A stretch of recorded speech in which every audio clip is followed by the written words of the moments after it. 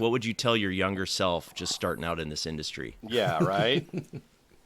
You got to hustle. I think that's the biggest thing. It's a bit of a grind, Yeah. and especially in the dealership world and in working with dealers, there's oftentimes a lot of turnover. Welcome to the Ride and Style Podcast, your turbocharged pit stop for automotive restyling. Buckle up with Jesse and Josh.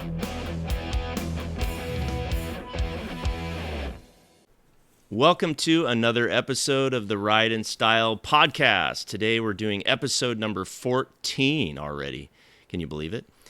We've got Zane Clark, VP of SEMA with us. Zane, thank you so much for being with us today. Appreciate it. No, hey, I'm honored to be here, and I'm even more honored to know that I'm like the 14th most important person you could talk to. So, Well, in all fairness, we've had a lot of people cancel. okay. So, yeah. So I was actually lower down yeah, the list. yeah, Is that yeah. what it was? Well, Okay. I mean, I'm not going to say that. You draw your own conclusions, but I mean, we try not to get the people who have perfect weather all the time.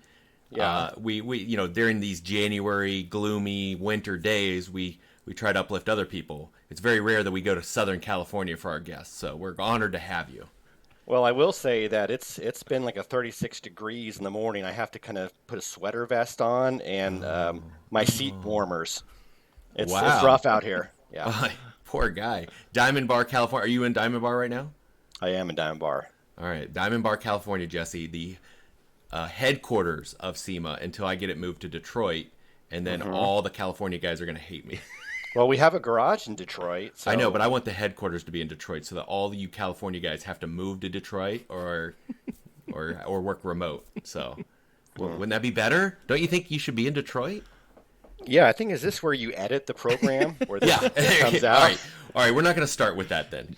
We want to right. hear Zane Clark. All right, Zane, tell us how you got started in the industry.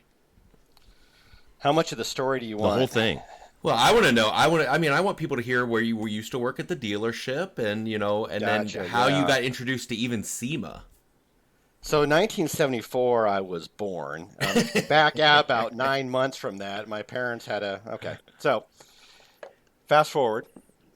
I graduated college with a degree in philosophy and a minor in psychology. Oh boy, So- right there. So you had no options for jobs. I actually had no options, so I thought it would be smart. Hey, if I don't have any options, I'll just go to school even longer. So I enrolled in a graduate program. The thought at the time was to teach philosophy, like at a college level. I was newly married, and what I realized, I was going to school less. So I needed to get responsible, right? So I had a buddy of mine that I went to college with, and he was working for an outfit out of Los Angeles called Prestige Products. Prestige is no longer in existence, but at the time they had 40 to 50 satellite locations at dealerships across the United States. And they would go into dealerships and run their aftermarket programs, dress up all the cars for the showroom on consignment, run their tire department.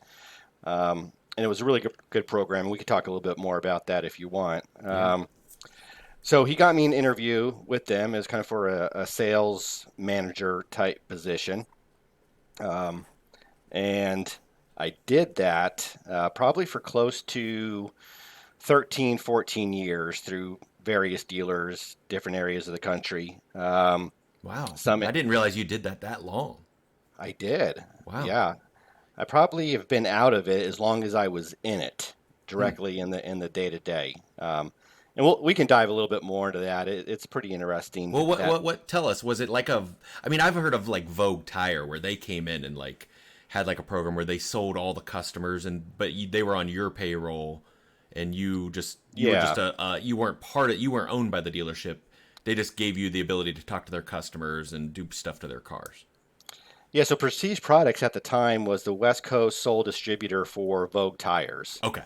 So that's really where we kind of got our foothold into the dealership, selling the mayo and mustard, as we like to refer to it. But it was a similar model. We would go into a dealership. We wouldn't be on their payroll. They would give us a couple stalls. We would dress the cars up. All the inventory would be on consignment. Then we were a resource there during the sales process to get a turn to go talk to the customer, try to upsell them on some accessories. When the vehicle sold with accessories, the dealership would get a pre-agreed to rebate, and then we would compensate the salespeople that were involved in that vehicle. Yeah. So no overhead for the dealer, no risk, all plus business, and generated a lot of revenue and distinction for the dealerships by running an aftermarket program. And was that mostly Cadillac dealers? Because I mean, So Cadillac was really heavy, obviously, with the E&G grills and the wheels and tires and everything like that. yeah, the old DeVilles, and even I caught the Yeah, tail end of some Bromes, and yeah, we would do the simulated convertible tops, the yeah, fender flares, the big E&G grills. And then it was primarily Cadillac that I was at, yeah. we did a lot of different lines, but I spent most of the time at Cadillac, GM, Chevy. And then when the Escalade hit, that really kind of Oh, changed the whole deal on what we could do from an accessory perspective. that's when the word dub became popular. Yeah, I mean, we would sell accessory packages that were more expensive than the vehicles themselves. Oh my goodness. And at the time, the margins, it was a good business model. Oh yeah, Yeah. absolutely. So I worked for Prestige maybe close to 5 years. They were going through some internal changes, had some contract negotiations with Vogue on the West Coast distribution of that tire, and decided to make a pitch to the owner of the dealership. It was the Piercy organization. They have about 5 dealerships in Southern California. And he comes from the Penske line of dealer owners. He owns a couple Cadillac ones. He owns some Chevy or some Toyota, Honda ones. But kind of put a business plan together to say, hey, how would you like to bring this program in-house and run it through the dealer operations directly versus outsourcing it to a third party? That sounded like a good idea to them at the time. So I've kind of been on both sides of the fence, one kind of being the third party service provider to the dealer, and then running the program directly for the dealer and utilizing a lot of our local restylers and companies that supported us. So did that for probably another 6 or 7 years. Then I would say in 2009, I was invited out to the SEMA show to be a speaker. At the time, they had their dealer day program. So I was just brought out there to teach dealers how to sell accessories, or at least the ones that would listen to me. Yeah. Met up with some SEMA employees. They posted an opportunity to be a council director shortly after the show. That was, 8, 9, 10, where the dealerships, were really going through a hard time. I had a young kid at home, and I'm like, maybe it's time to make a little bit of a change. So I joined SEMA initially in 2010 as a council director. Got a good appreciation for our volunteers and everything that they do. Did that for 3 years. Pro was one of my And groups. what was the worst council you had to deal with? Well, let's be honest. It was, most high maintenance. It's us at Pro. I get that. I'm admitting it. So, and I'm giving all the other 8 councils and networks a pass. So. Yeah, so I don't want to disagree with you, Josh, because that would be disrespectful. I will say that Pro was the hardest for me just because I was so close to it. It was hard for you did me it every day. Yeah, it was hard for me to move into my role as the association person and not take it from the perspective of an industry person. That So it would was be a little tough. bit, yeah, I had to grow up a little bit, I think, in that role. But great experience. But all the groups are good. There's varying levels of good, right? Absolutely. Did that for 3 years, then moved into the education role, director of education.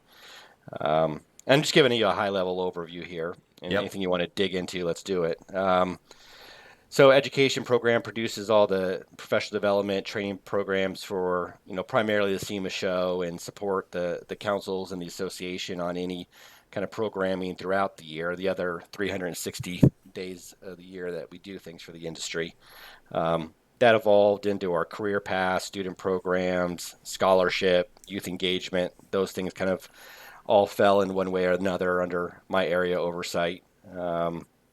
Then in 2020, had an opportunity to go lead another association. It's a professional society versus a association, so their members are individuals.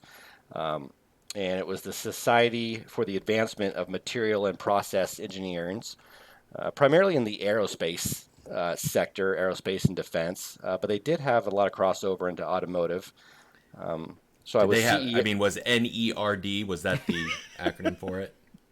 I think that's ETTN's, Oh, yeah, oh, yeah. Oh, program. I'll let you and Kelly hash that out. But yeah, Yeah, yeah, I'm that's sure she the nerd will after program. this. Yeah, Yeah, I would say aerospace engineers. Oh my goodness. it was really intimidating at The first. dues Like, are paid on time. I can guarantee that. But then the yeah, meetings have to go long, right? I will tell you that I think there's a certain perception of engineers as being introverted. I wouldn't go so far as to use the acronym that you used, um, but they were very passionate about their industry and supporting their association. And I will tell you that their bar time could counter SEMA's bar time and the after Wow. hours events. Wow. I never would have guessed that. Yeah. Wow. Good for them. Um, Good for them. there you That makes go. me feel safer as I fly the world. Right? Yeah. Yeah. So you did Good that for point. what, 2 years then? Close to three. Close to three. Close to Okay. three. Yeah. And then SEMA's going through a lot of leadership changes and evolving. Mike Spagnola took the helm. Always had a good relationship with Mike. We worked together when he was here running the garage. Um, and so the opportunity opened up to rejoin SEMA, and started back here in 23, Mm-hmm. January of 23, so just about a year now, as the vice president of MERC, which is the longest title possible, but that's membership, education, market research, and our council groups. And anything else they want to throw at you. Yeah, Yeah. Yeah. recognition programs I think fall under that. Sure. But the way I look at it, it's really the association side of what we do and how we kind of connect and relate and provide services to our members outside the SEMA show, which is a huge benefit, but it's extending that relationship that from the SEMA show the rest of the year. Zane, I have a question. I'd love to go back to the early days again. Yeah. Fascinating that you started out restyling and working in dealerships. So you were in the trenches. And looking back, what would you tell your younger self just starting out in this industry? Hmm. That's a great question. What would I tell my younger self about the Yeah, industry? and just getting started and Um, working in it. you got Sell to more hustle. Escalade products. Yeah, right. You got to hustle. I think that's the biggest thing. It's a bit of a grind, Yeah. and especially in the dealership world and in working with dealers, there's oftentimes a lot of turnover, so you're constantly having to resell the value proposition. Um, so I think hustle, and I think that applies to any field as you're maturing in it. Um, but because the accessory thing is, a want versus a need, it's a luxury item for the most part, right? There are some practical and safety ones that you can incorporate differently. But it's to get out of your own way, meaning that your thoughts or perceptions on what you think looks good doesn't look good to everybody, right? And your job is to really help that customer build a closer relationship with their vehicle, to have some connection to it.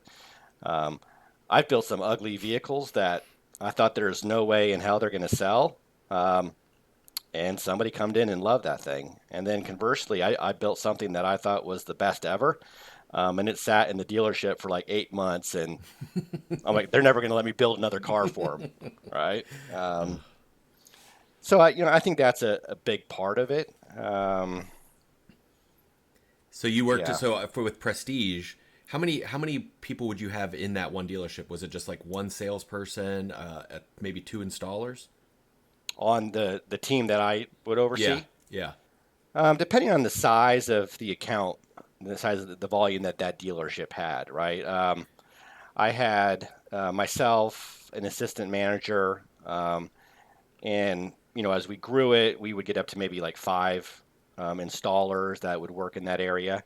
But it's really leveraging the rest of the dealer resources to kind of subsidize what you're doing. Yeah. So we always had experts there that could help with, vehicle programming, timing, issues that came up. We certainly activated the sales force and tried to provide training and services so they could do it and be less dependent on, the 1 or 2 person team that we had to sell. And we couldn't be there all the time. Yeah. Why do you think that? I mean, that was such a successful niche for a long time. And I know there's probably pockets of it, but why do you think that, kind of had that? Was it the 08, 09, just the market and it never built back up after that? Or what do you think that was there any issues with that model? Yeah. Why does that model seems like it could still be successful? It could be successful, but it doesn't. There's not a lot of companies, or maybe it's, I don't know. Or maybe restylers have taken more of that more turnkey outside the dealership. I don't know. That's why I'm curious. Yeah, I don't know that I have the right answer. I certainly have my opinion. Well, that's what I want. I want your opinion. I want Zane Clark opinion, not SEMA staff member. I want. Sorry, do you keep hearing that? No. Anyway. All right. So I think the recession had an impact. 1 second here. Sorry. No worries. It's probably everybody from staff going, hey, are you in a meeting right now? Hey, are you in a meeting right now? Because they get paid per email they send out. Yeah. So that's why they're trying to get their daily budget in.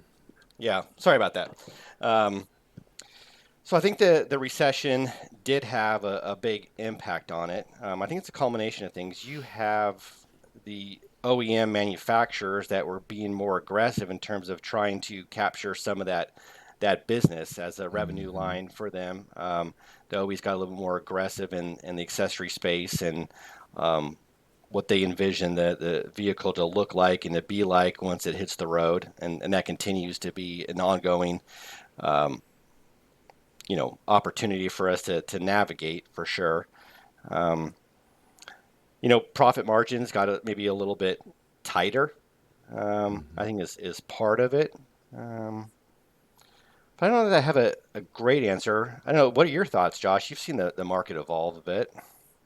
No, I think you're right. I think probably the problem with that model is you have the OEs that, I mean, your big thing when you had an Escalade come in, you put a great looking grill on it. You would put some 22-inch wheels and tires on it. Well, now that comes standard from Cadillac.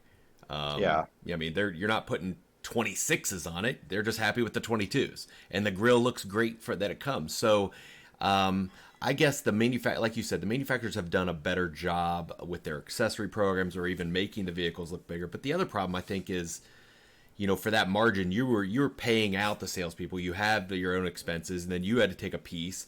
The dealership was getting a piece. So like you said, when those margins go down, you're better off having an outside facility like myself servicing 100 dealerships versus being stuck in it and maybe just a couple dealerships and really having to work that dealership hard. I don't know. It's interesting how it's kind of gone away though. Yeah, I think that business model of how you run things is probably provides an elevated level of service to the dealer and some flexibility in terms of how that is structured. So I think that is a good path to go down.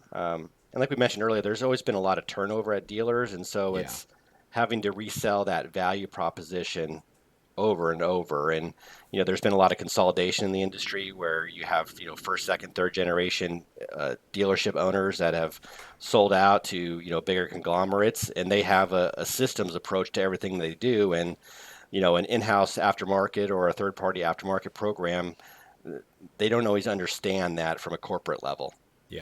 Yeah. And well, like you said, they took you from Prestige and they had a smaller and they wanted to bring it all in house. So they were thinking, hey, we want a bigger piece of the pie now. And now there's some dealers that still kind of do that, but it's hard. I mean, it's more overhead. It's another department to manage, and you got to have the right person and you got to have the right techs. And so some dealers just prefer to make their money with a third party and move on. So.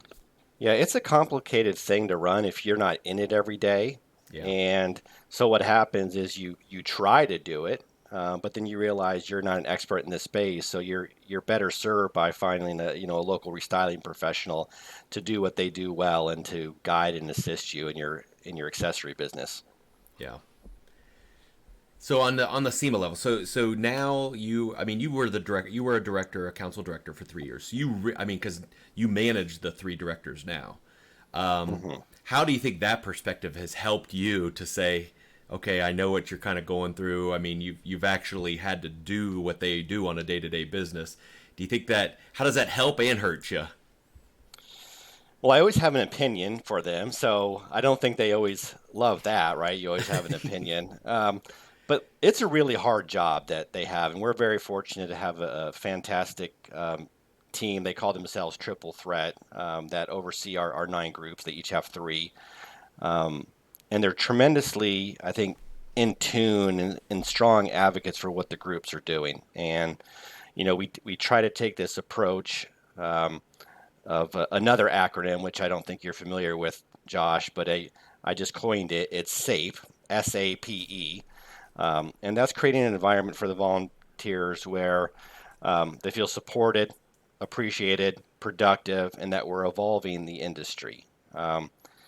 And if I had my wits about me or my way, I would require every SEMA staff person to spend a period of time working with our volunteers in the council's program, because I think it gives you a whole new appreciation and perspective on really what we're built to do as a member-based organization, and that's serve the industry. Yeah.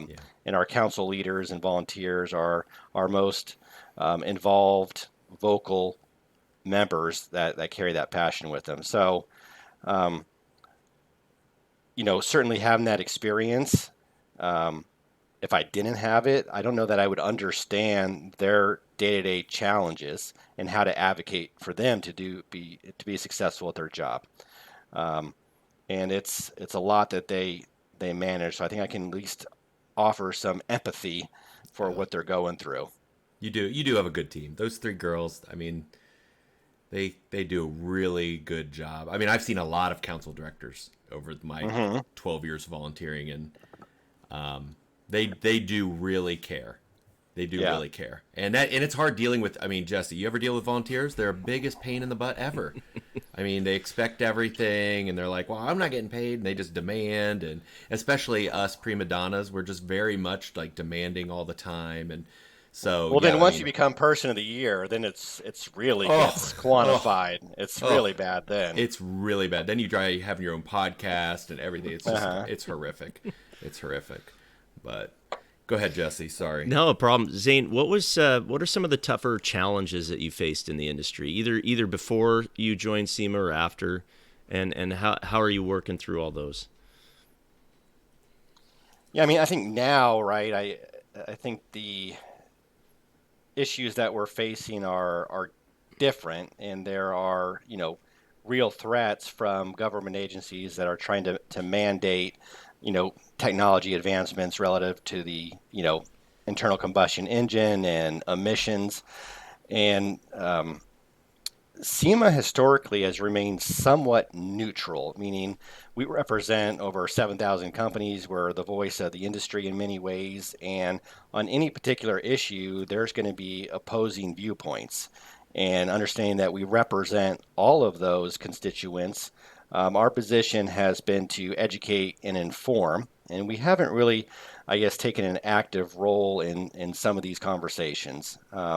But I think with the leadership of Mike Spagnola and Karen Bailey Chapman, who leads our DC office, we're realizing that it's not to advocate one way or the other necessarily on these conversations that are around the ICE engine, um, but to strongly position that there's a lot of different pathways to achieve what you're wanting to accomplish in terms of emissions, and that we need to be technologically agnostic and not have the government pick winners and losers.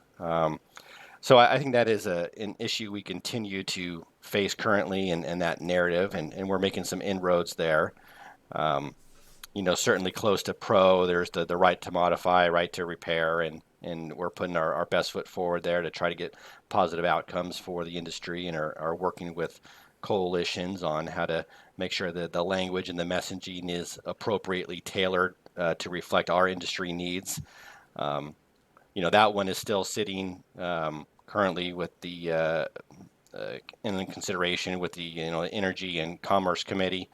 But we have bipartisan support on that one, so I feel pretty good about it. But those are just some kind of current hot topics. An ongoing area for me is just how are we going to continue and get younger people excited about the automotive industry? In my first stint with SEMA, I spent a lot of time working on youth engagement and students. And you can see the passion, but it is this ongoing thing where, in a lot of ways, is the vehicle becoming a commodity? Is it just transportation? The the business model of Uber and these different transportation models has put less onus on the need to own a vehicle. And so how do we continue and foster excitement about our industry and build a meaningful connection to these vehicles for the next generation? It may be different than what we came up with. Maybe it's more the software, the technology of the vehicle that people connect with. But it's maintaining that the vehicle is an important way to kind of express your individual personality and to have some connection to that. It's an art form for a lot of folks. Personalization's so key. Yeah. I don't know that we'll ever get to a society where it's like, okay, do you want a white, red, or black car? And nothing's different. I mean, people are just so different. Clothing, house, everything. So, one thing I would like you to explain to the audience, if they're not familiar, is how big SEMA really is. Because a lot of people think, oh, yeah, that's that car show out in Vegas. But maybe, maybe let the folks know how many staff members there are and how it is like a 365-day machine. Yeah. So, I mean, the industry is $52 billion, and that's just the industry where consumers are spending money on aftermarket parts. About 12% of that comes through dealership transactions, so that's a big chunk of the world that the pro spends time in. But the economic impact of that is $337 billion, and that's the trickle-down effects for automotive events, races, industry gatherings. So it's a huge thing. And SEMA is really trying to leverage those numbers and that position to further some of the causes that we're making. But our team here specifically is the number is probably around 170 staff that we have full time between our offices here in Diamond Bar. We have offices in Indianapolis, which encompass our PRI business. We have the Detroit Garage, which we referenced earlier, and we do work with the SEMA Data Co-op, and we have our DC team. So all in, about 170 employees that keep this machine moving all year round. And it's the show, it's market research, it's our affinity programs on insurance, it's education. It's like I mentioned, the SEMA Data, the SEMA Garage. There's so much that we can offer the industry throughout the year. And a big value for us is getting people more actively involved. And the council program, the council network program is really the way for people to kind of raise their hand and take a little bit more active role in terms of how SEMA allocates resources to support the industry. Yeah. And what do you think if people are thinking, okay, well, I'm part of this industry, but I don't really understand SEMA that well, and you mentioned the volunteer. What are the volunteer opportunities that that directly, correlate to what you do on a day-to-day basis, and what's the benefits of being part of being a volunteer? Well, I might flip that back to you, Josh. I mean, you volunteered All right, for none. a Move while. on. No, Yes. I'm joking. Yeah. Listen, I think we have 9 groups. There's 3 councils, which are kind of primarily focused on building benefits and services for businesses. And then we have 3 networks, which are more vertically integrated, tailored towards individuals and professional development. So there are ways to actively get involved in all those groups. and would encourage you to do so. It's one of those things that you probably, once you're integrated into it and immersed in it, the hope is that you get as much out of it as you put into it. Yeah. And a big part of it is the relationships, the business context that you build. So if you're used to kind of working in your bubble, in your silo, and you're head down all the time, um, that's necessary, especially when you're running a small business. But you need to build a kind of a professional network that you can lean on when you have questions that come up, when you need to be introduced to other folks, expand your business. So a big part of that council program are the communities that are built. So you would have those people to lean on to pick up a phone and call if you have a business question or you need help on something. It really is, I would say, a big family that takes care of each other, Yeah. right? Yeah. So we spend a lot of time and effort trying to build those up and support those groups. We also have our SEMA Cares, which is, I think, the heart of SEMA, giving back to some organizations like Child Health, Victory Junction, um, to do good things that help young people. The Austin Hatcher Foundation for Pediatric Cancer is another one that we support, and people are very passionate about that. We have scholarship committees, we have student program committees. So the short answer to a long answer is that if there's something you're interested in, passionate about, we can find a home for you to help us out and to help you out. Yeah. I mean, I think, there's opportunities. You can go to the website and go to SEMA.org and you can look for volunteer opportunities. But when you're at the show, too, ask around, look for volunteer opportunities. There's always all that, like you mentioned, the councils and networks, the 9 of them are always looking to recruit new volunteers. And so is SEMA Cares, and be part of the pack or whatever you want to do, wherever your niche is. And he's right. I was that guy. He just said, it's so funny when he said, you just keep your head down. You're in your little bubble. I'm in my little Columbus, Ohio bubble, and I'm just sitting there going, okay.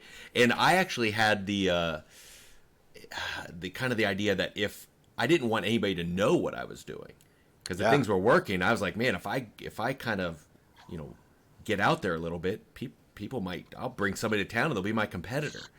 But I got drugged to a meeting, and I'm like, "What is this, Amway?"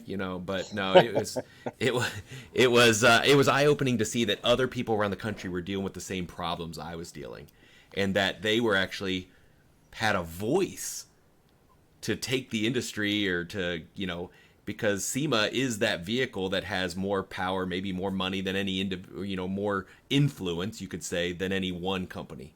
So together, it just really builds that bond. Yeah, I mean, the whole business model of a trade association or a not-for-profit entity is to reinvest back in the industry. Yeah. And how we do that, where we do that, is really incumbent on people raising their hand and providing input and feedback on what we ought to be doing. And, SEMA just celebrated 60 years in 2023. But it really has its roots all the way back to the 30s. And I won't go into the whole history of SEMA, but I find it pretty interesting. And in the 30s, especially in Southern California, you're starting to get like a real hotbed of enthusiasts all built around hot rodding and making their car look a little different and go faster than their buddy. But then, Pearl Harbor happened. We entered World War II in December of 41, and it kind of stalled that community because a lot of the hot rodders volunteered for service and went off to protect our country. But when they came back, there was this pent-up demand for automotive, and they had this newfound skill because they learned how to be technically proficient working on military vehicles. So you have passion and you have know-how. And a lot of them landed in Southern California because the weather was great, and they could work on their cars and in the garage all year round. But because of so many resources were allocated towards the war effort, there weren't a lot of new vehicles out there. So the only really cars that they could get a hold of were, older, later model vehicles that they had to kind of restore, build, customize. And through that, a lot of these innovators and entrepreneurs created business models out of that. And that was really kind of the foundation of the specialty equipment market industry. So as that started to get popular, a couple things happened. You had Peterson start the Hot Rod magazine with Wally Parks as editor, and that created a national stage for customizing in the specialty equipment industry. So much so that there was a toy company, Revell, that wanted to capitalize on this and build kind of miniature, scale cars that they could sell. And to do that, they wanted the logo use of all these different companies. Well, a lot of these business owners weren't necessarily understanding the legal side of it.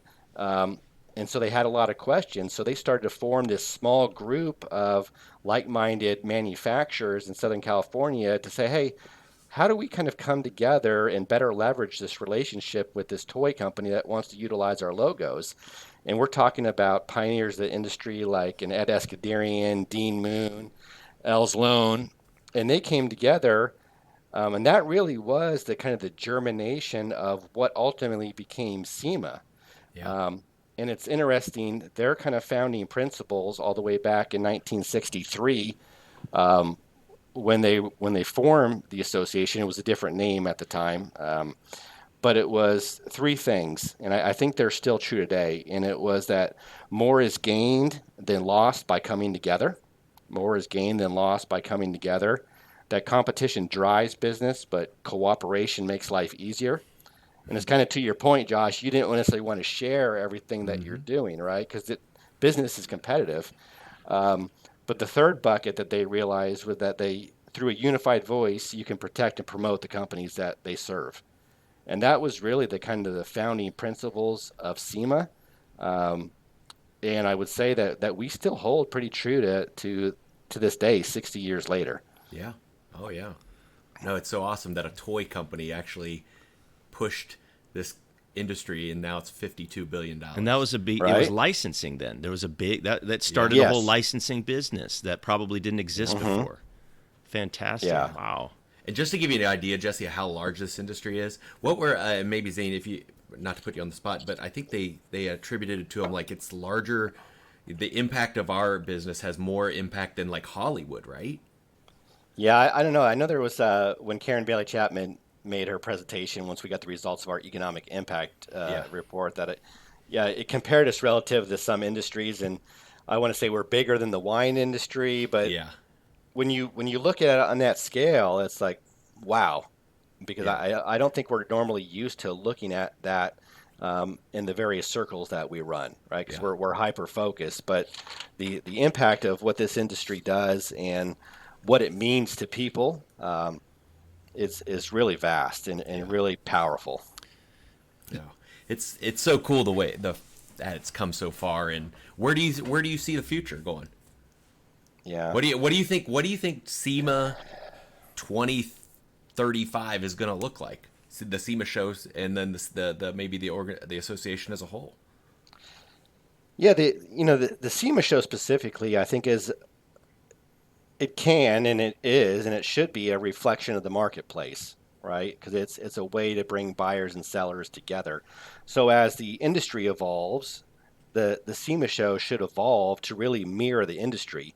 In some ways, we're providing the playground for the industry to come together, right?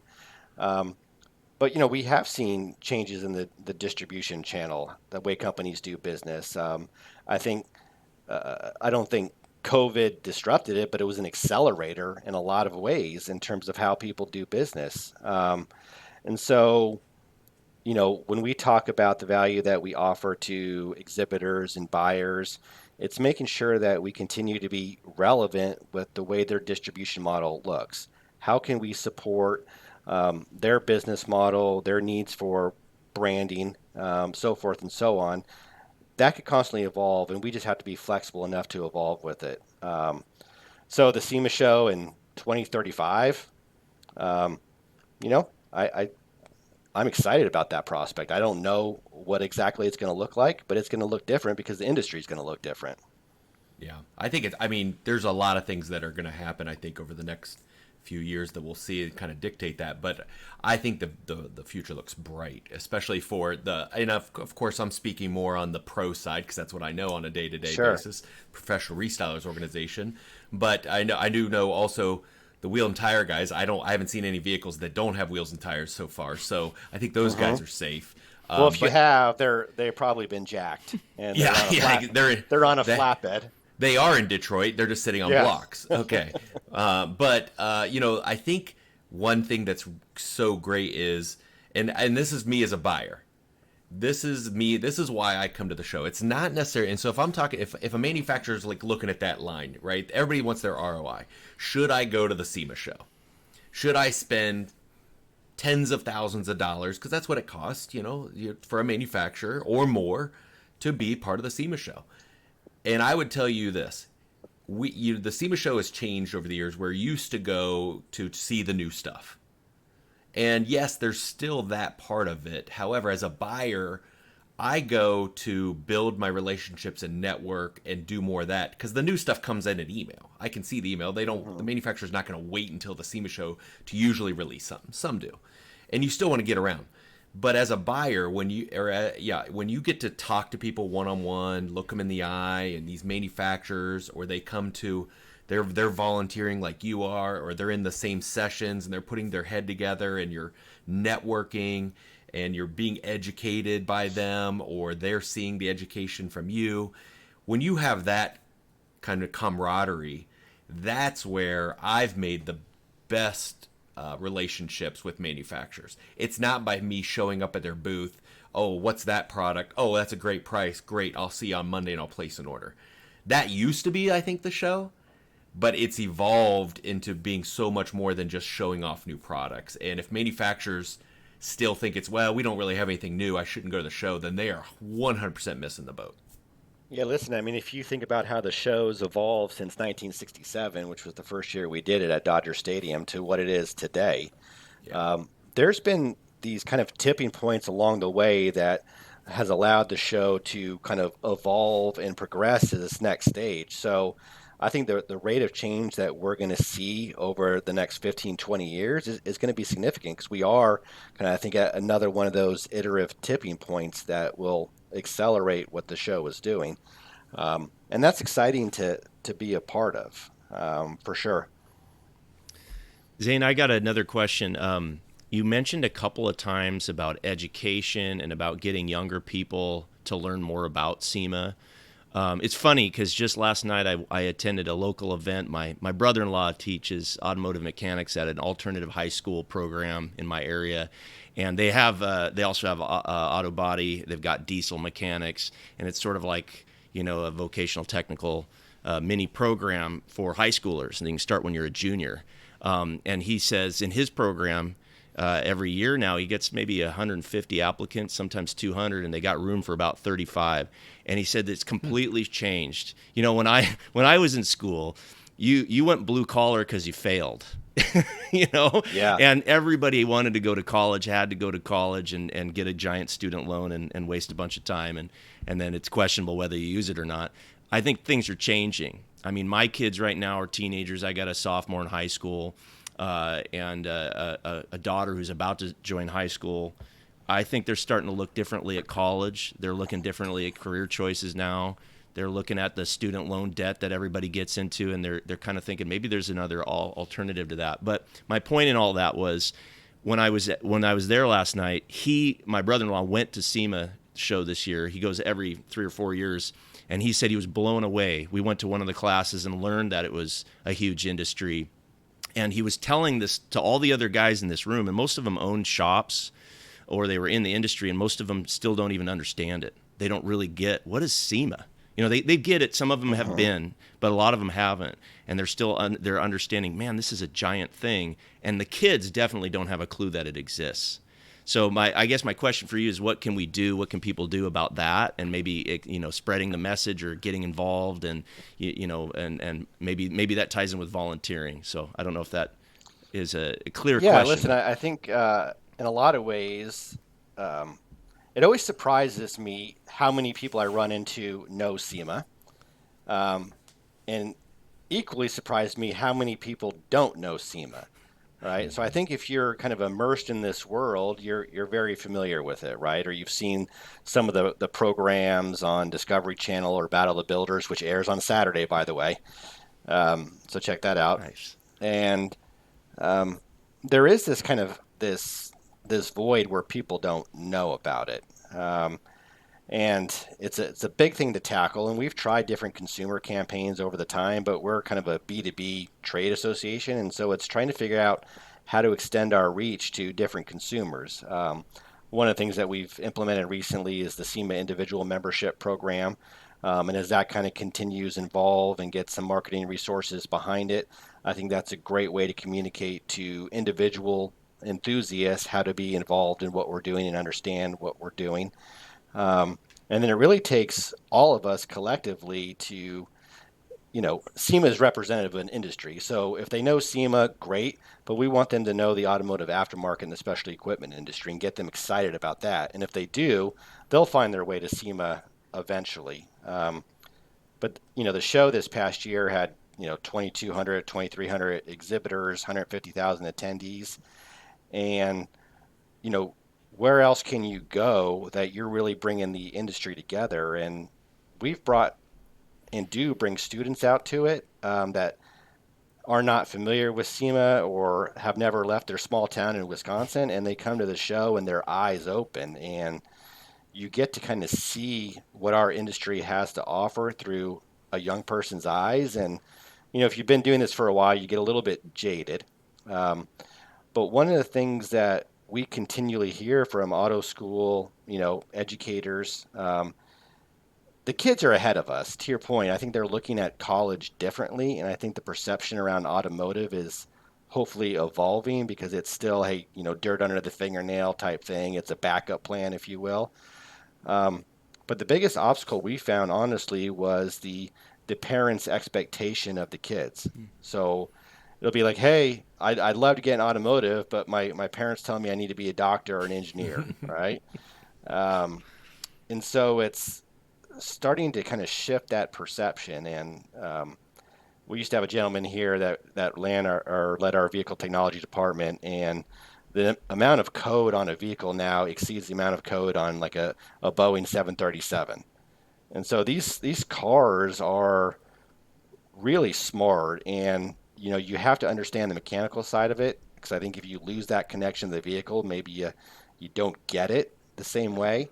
But they really are professional technicians, professional restylers that are required a very particular skill set to work on these vehicles. And, we're pretty much in a consumer society. So if you have a trade and a skill, you're going to make yourself invaluable. The automotive industry is a great place to do that. Yeah. It's probably a good point. You're talking about the parents, but I mean, my son and my daughter and Jesse's kids, I mean, we're the parents now, and we're like, hey, don't worry about getting yourself into $100,000 worth of debt. There's other ways to make money. Yeah, we're all now we all get it. But our parents senior. Didn't. Yeah. So I got to tell you a funny story about Zane. He's gonna go. No, this is a good one. Do you remember? So we were in Austin at a. Okay. Here he knows where I'm going. See, I'll let him tell it. I'll let you tell it. We were in Austin at a meeting, and we went out to SEMA was taking all the volunteers out to dinner. So we went to a brewery. Everybody got some beers and food and everything like that. Well, first of all, I saw the first marketing genius in a long time, and I think you agree with that, Zane. There's this brewery, and here comes this girl, and she's pulled this wagon behind her. And when I say girl, I'm talking like 12 years old. Yeah. And she has this wagon full of Girl Scout cookies. And she's just going from table to table selling Girl Scout cookies at a brewery. It's the most genius thing I've ever seen. She was hustling, right? She was hustling. And, I love her line. She was like, listen, it's, how much is a box? It's $5 or 3 for 15. And you're like, that's not even a deal, but I love what you're saying here, so I'll buy 3 boxes. That's like, I'll get you 3 tires for the price of 4, right? Yeah, exactly. Yeah. So anyway, somebody at our table, well, we interviewed Courtney on one of our last episodes. So Courtney buys 4 boxes. But it's the end of the night, and some of the guys and gals were like, all right, let's go hit another bar. And, I'm like, I'm going back. I'm going to bed. Zane's like, I'm heading back too. Well, Courtney goes, well, here, take these 4 boxes of cookies back to the hotel for me. Now, who in your right mind would ever hand me and Zane 4 boxes of cookies, right? But we did not eat them. Yes, we did. Zane, tell everybody what we did with those. Well, I mean, you were on a roll with that story, but I'll try to carry it on. We got back to the hotel lobby, and it was pretty sparse. It was a little later at night, but we had the idea to have a Girl Scout cookie challenge, and so the challenge was we had to see who could sell our boxes of candy the quickest for the most money. Right, so we were hitting up strangers in the lobby, and I think they were very distrusting of us. Well, I think probably so we decided this in the Uber on the way back. I have 2 boxes, he has 2 boxes. And I could tell it was a little mano a mano. Game on. His old prestige product salesperson came out on him, and I'm sitting there going, well, I can't let this staff guy outsell a salesperson, right? And so we get back, and so what's funny is, we go right in the hotel, and Zane makes a beeline right for the desk lady, the clerk, the hotel clerk. Wrong choice, because that guy's like, yeah, I'll take some, and then Zane's like, well, they're $10 a box, and the guy's like, oh, I made a straight line for the bar, because those people are who's gonna buy. So work smarter, not harder, yeah. So I just made it, but what happened is I got stopped by some lady, and she's like, well, what do you sell? And she just started, I'm like, come on, buy these cookies or not, $10 a box or 2 for $20 was my thing here.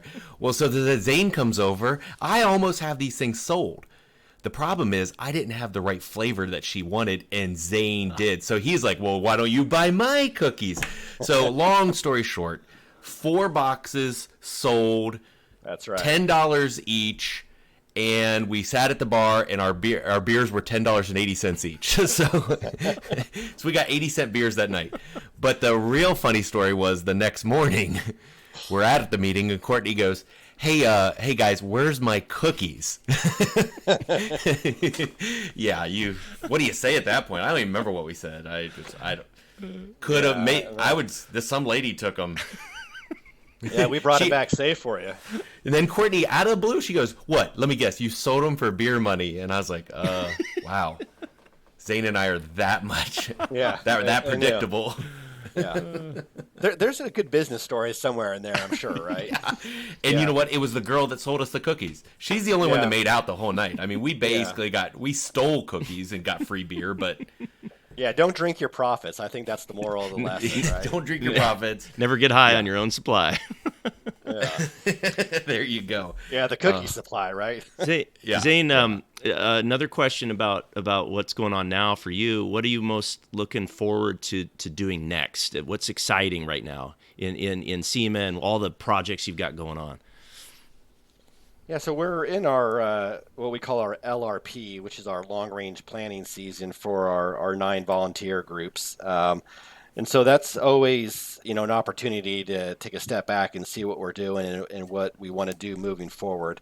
And typically, we get reinforced with some pathways or get some new ideas that come out of that will, keep the industry revitalized and excited. So, that's on the short term side of things.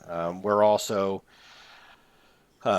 we had a leadership retreat a week or 2 ago with the executive team here at SEMA. We went off site in Long Beach and really kind of were I think candid on what did we needed to do or thought we needed to do as an organization. And I think it was a good opportunity for all the different department heads to kind of verse and understand our shared challenges and what we're trying to collectively accomplish. And I think the offshoot of that, the benefit of that will certainly pay dividends for how we deliver value to the industry. That kind of bleeds into, there's a board long-range planning meeting in February. And so just a lot of groundwork, I think, being laid to evolve what we're doing. And got to throw budgets in the middle of that. Some people like budgets, some people don't, but they're necessary. So, those are just some business side, but there's a lot of events going on right now in the industry that are just exciting. I think next week our MPMC, Motorsports Parts Council, Manufacturers Council, is having their media trade conference, which is really kind of a staple event for SEMA that connects, manufacturers and media to kind of build out their content calendar for the year. We have, I think, King of Hammers is next week, right? Then on the tail end of that, you have the Grand National Roadster Show in Pomona. You have the NADA show that's coming up, I think, next week. And so there's just a lot of hubs of automotive activity going around, and it's great to see that these shows and the events are healthy and thriving, because that tells us that the industry is strong. And certainly we can't be everywhere, but we have a lot of industry folks that are at these events, and it's really just to kind of be out there and understand what's going on. Yeah. So that's exciting, and then in a couple months we'll start working on the SEMA show again. That thing It you have to never work stops. on. It never stops. I was gonna say it never stops. Yeah. Half that team is just working on that show. Show's so monstrous and All year round, yeah. it's unbelievable. So wait, out of a scale 1 to 10, how big of a car enthusiast are you? Be honest, because I'm a 1. I'm a 1. Everybody knows that. I'm a 1. Jesse's like, what are you, a 5, Jesse? Probably. Or do you like cars better? I might be I'm becoming a 3 or a 4 now. I used to be a 1 also. I'm getting more excited about it. See, I'm still a 1, and I've been doing this 30 years. So Well, I'm trying to Zane's- think what I said during my interview, because if my boss hears that, I want to be consistent. Well, Spags, listen, he's like a he says he's, he's 10, like a but he's 15 really or something. No, he's really a 6. I'll get him You on think record so? saying that. Yeah. Yeah, people found their way in this industry in different ways, and I didn't grow up a car enthusiast. Yeah. So you were a 1. Yeah, I think I'd like to say that I've elevated to a 5, but I tell you what, I'm a 10 on the passion of the people in Yes, this industry, yeah, and yes. that's really what drives me. And Yes. It's the people. yeah, seeing what gets them excited, and I do have a profound appreciation for what I call this rolling art, and these vehicles are, whether you are at the the dealership level doing accessories that maybe are bolt on and things like that, or going to full modifications or restorations. There's an art to it for sure. And when I got to work at the dealers and customize my own vehicle, I really got into it. Then when I had to start paying for it myself, it scaled back a little bit. But yeah, so I would say 5, working towards a 6 or 7 if I can get an extra garage to store a car that my wife won't let me currently. Well, I agree with you. So I think it's good. I think it's healthy. If you had all 10s, I mean, nothing really gets done. Everybody thinks with their heart, not their brain.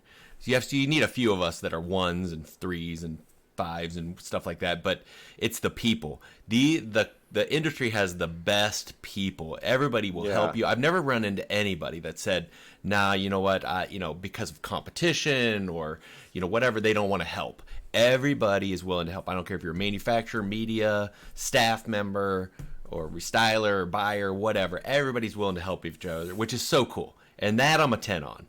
Yeah, it's rare, and I think this industry is very open to help people out. And Josh knows this, but we have an expression when you start volunteering is to take off your company hat and put your your industry hat on, and it's really about advancing what we do, and people are very open and accommodating. And everybody's going to help each other out. Yeah. Well, before Jesse asks his final question, thank you for all you do. You really, I mean, listen, I bust on you a lot, right? And I give you a hard time sometimes, but you guys, you and the triple threat have a very difficult role. A lot of expectations. It's almost like a thankless job that you have to do, keeping volunteers happy. And then think about this, Jesse.